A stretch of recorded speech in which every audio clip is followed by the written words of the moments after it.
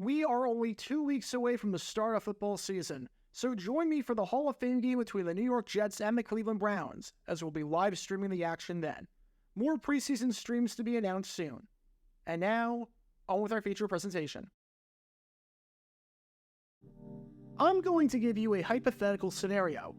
Suppose that next year, the Minnesota Vikings decide to move on from Kirk Cousins, seeing as he's not under contract for the 2024 season.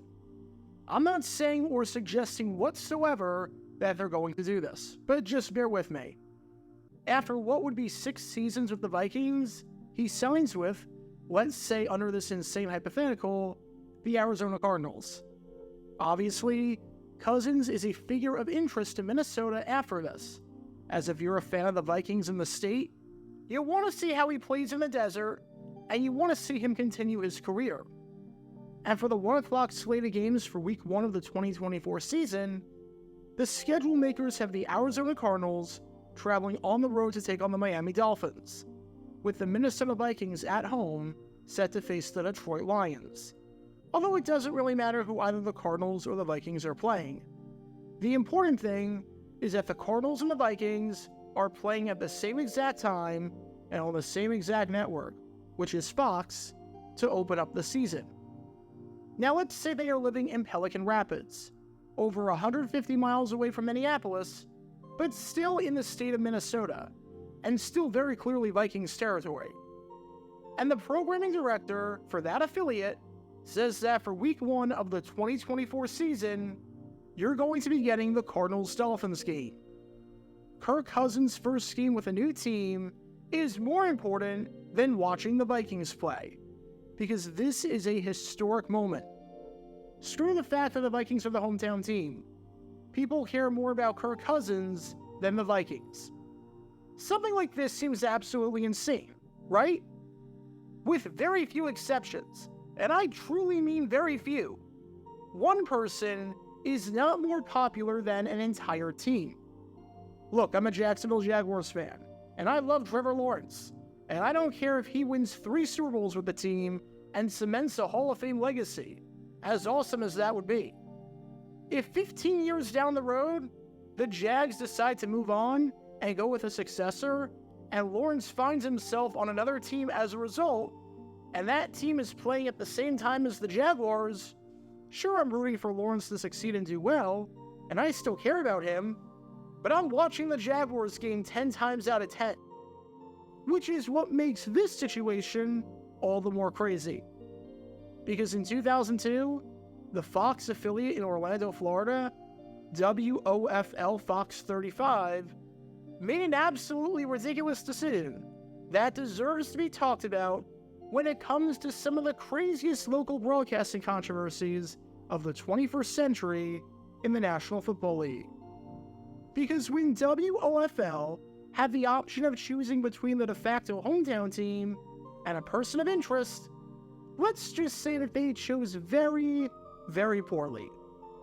Because this is the story behind what might just be, considering the circumstances, the craziest broadcasting decision of the entire 2002 NFL season. Usually in this situation, I would talk about how we need some context to understand the situation a bit better. But everything is so intertwined with each other in this instance that it's tough to find a place to start. However, the best place to probably start is with this team right here, the Miami Dolphins, and what their season opener was looking like. Because to open up the 2002 season, the Dolphins were set to take on the Detroit Lions at home at Pro Player Stadium.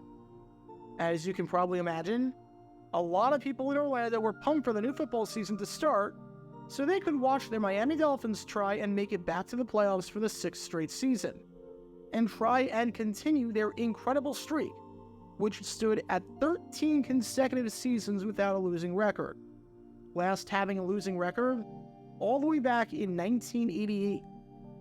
As for why many people in Orlando were fans of the Dolphins, well, it's not too hard to see why. For one, Orlando and Miami were only 3 hours apart from each other without traffic, with the two cities separated by about 230 miles. Sure, Orlando didn't have a hometown team to root for, but the Dolphins were awfully close.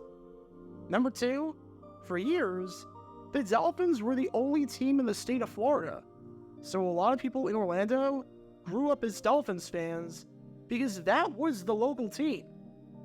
And even after other teams joined the NFL in Florida, like the Tampa Bay Buccaneers in 1976 and the Jacksonville Jaguars in 1995, sure, they might have been a bit closer, but they weren't that much closer. They are going to jump ship and abandon your fandom. Plus, why jump ship? The Dolphins were usually a very good team, and at the time, since the merger was finalized, hadn't had a catastrophically bad season. Fandom is something that oftentimes is passed down in families from generation to generation. People living in Orlando became fans of the Dolphins when they started out because they were the de facto local team, and stuck with them because they were good. And then, that applied to the next generation and whatnot.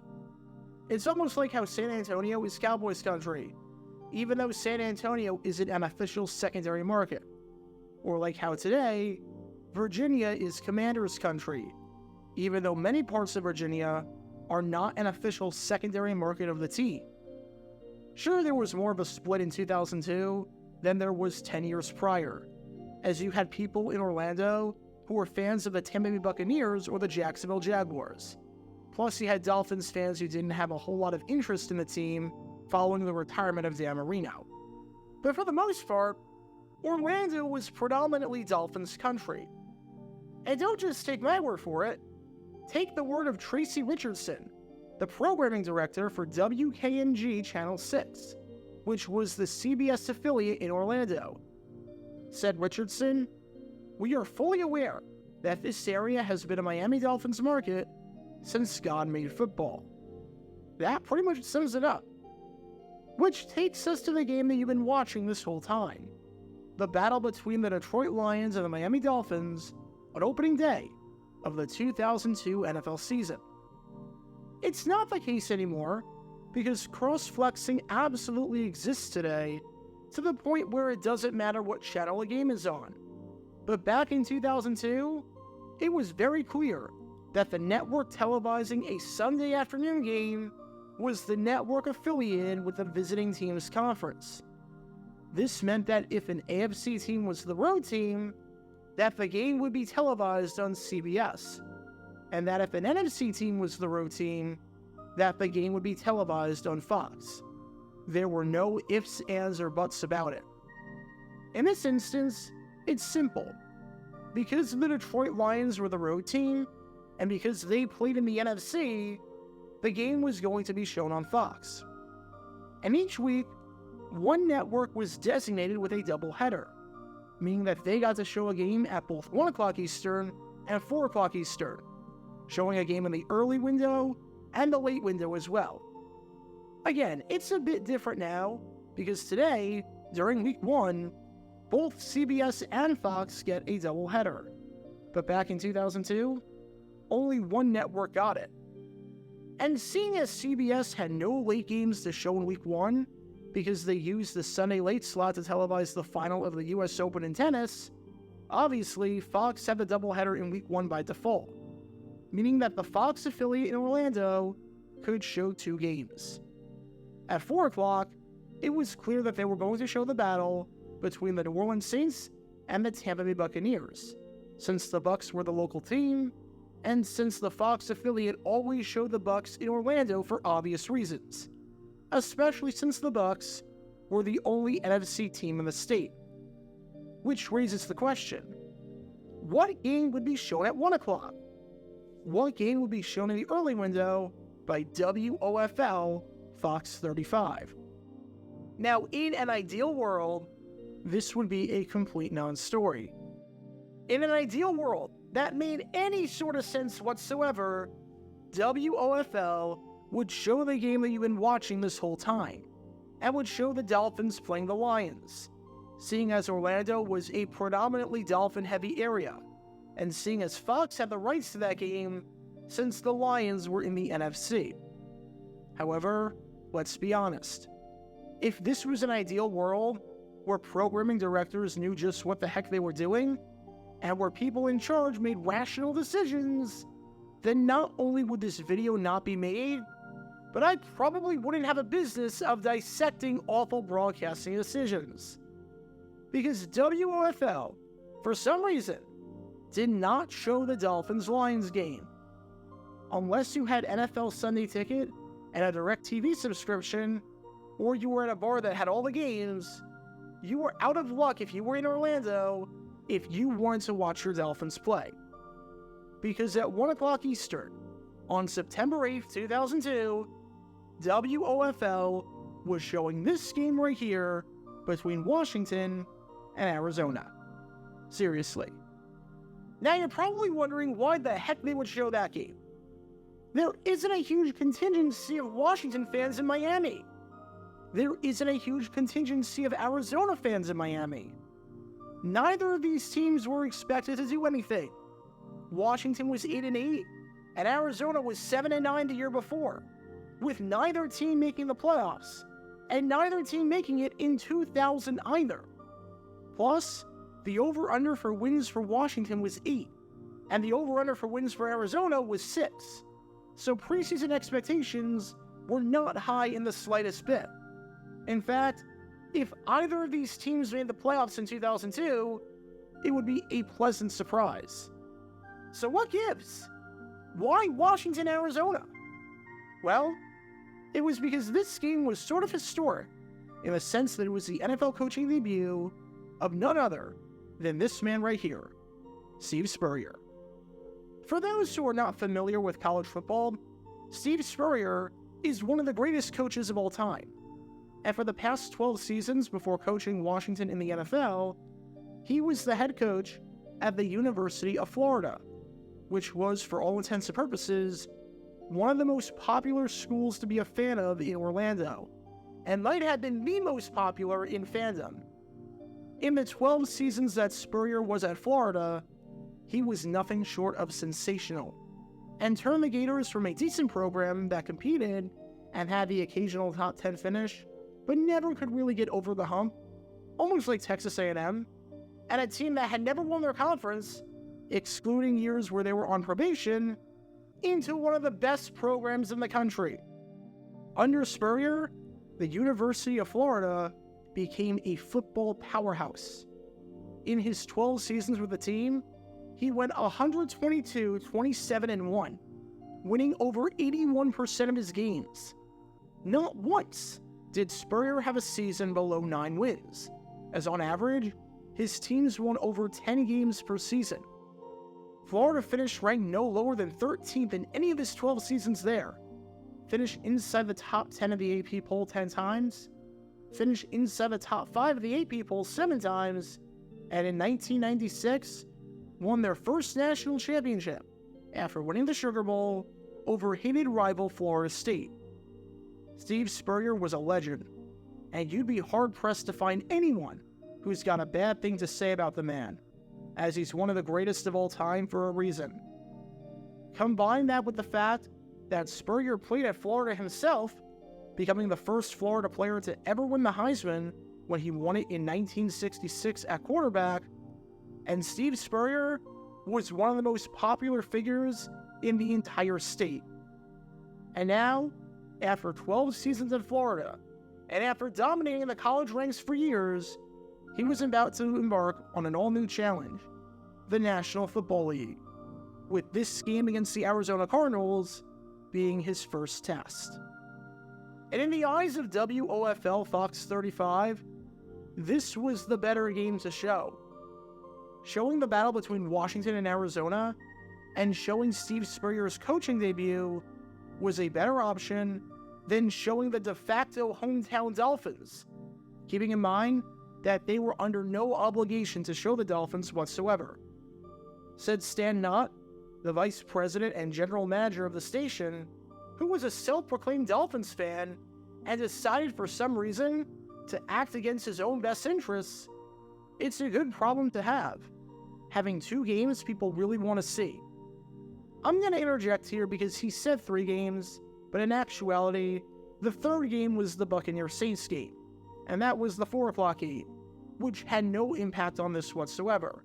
So he meant 3 games total on the day, with 1 being at 4 o'clock and 2 being at 1 o'clock. So for our sake, and the purposes of this controversy, it's 2 games. He continued though, saying, if the NFL would let us, we'd show all of them. But we had a lot of requests for Washington. This isn't a plan just put in place last week. We've had discussions and had this on our planning schedule for months. Our sales staff has been planning on Spurrier's first game since the NFL schedule came out back in April. And sure, you had a plan, and this was a historic event, and I'm sure plenty of people were interested, but over the hometown team? Are they that interested that you honestly think they'd be willing to watch a team that they don't care about if not for this one coach over their actual team? It's like saying that Oklahoma fans would rather watch USC play than Oklahoma since Caleb Williams transferred there. It's like saying that Eagles fans would rather watch the Chiefs play than the Eagles since Andy Reid is the head coach there. If you want a Miami example, it'd be like saying that people in Miami would rather watch the Cowboys play than the Dolphins play when Jimmy Johnson was the head coach of the Cowboys. That's not the reality for most people, barring a select few exceptions. And I truly mean a select few exceptions, none of which apply to a freaking head coach. I'm more interested in this team now than I was before is a heck of a lot different than I'm all in on this team. And it seems like the Fox affiliate badly misjudged that and conflated the 2 terms. And this is especially true when you realize that Nutt said that they've been planning this ever since the schedule came out in April. This means that as soon as the schedule came out, they made their decision, ending no market research whatsoever. Because if they did market research, they realized that whenever CBS had the option in the past to show the Dolphins or any other team, including the Jaguars, that the Dolphins always won in a landslide, regardless of the situation. And as one person by the name of Mike Mistretta said, it just blows my mind that they don't take into mind that 90% of the fans here follow the Dolphins. The Dolphins have been around here since the 1960s, but it's like they're just clueless and couldn't care less about what the fans want. He then added, I have a lot of Gator friends, and I followed Spurrier when he was at Florida, but to pick that game instead of the Dolphins in this area is a big, big mistake. He's going to be a really good head coach, but I mean, who cares about Washington? And it's just bizarre looking at the front page of the sports section in the Orlando Sentinel for that Sunday, and seeing all the Floridian teams on the agenda, and seeing that the Jaguars and Bucks are being televised. And yet, the Miami Dolphins, as in the most popular team in the city, are not. And despite the outpouring of cries from Dolphin fans, who reportedly flooded the station with call after call to try and get them to switch, and to try and get Stan not to call an audible, it was to no avail. If you were a Dolphin fan in Orlando, you had to find some other way to watch your team play, because your local Fox affiliate, WOFL, was not showing it. Now, in terms of whether or not they made the right call from a quality of the game perspective, the Washington-Arizona game was significantly better and more competitive. The irony in all of this is that Nutt said that if there was a way to show both games, he would have. And yet, he probably could have done that had he started with Dolphins-Lions and then cut away after the third quarter per NFL rules allow you to, because that game was ugly with a capital U. The Dolphins dismantled the Lions apart at the seams, winning that game 49-21, leading 49-14 with 6 minutes left in the fourth quarter, and leading 35-7 just 2 plays into the second half. At no point was the outcome of this game ever in doubt, as the Dolphins were playing the backups by the end of it, with Ricky Williams running wild for 111 yards and 2 touchdowns, and with the Dolphins nearly doubling Detroit's output from a first downs perspective. winning that battle 27-15.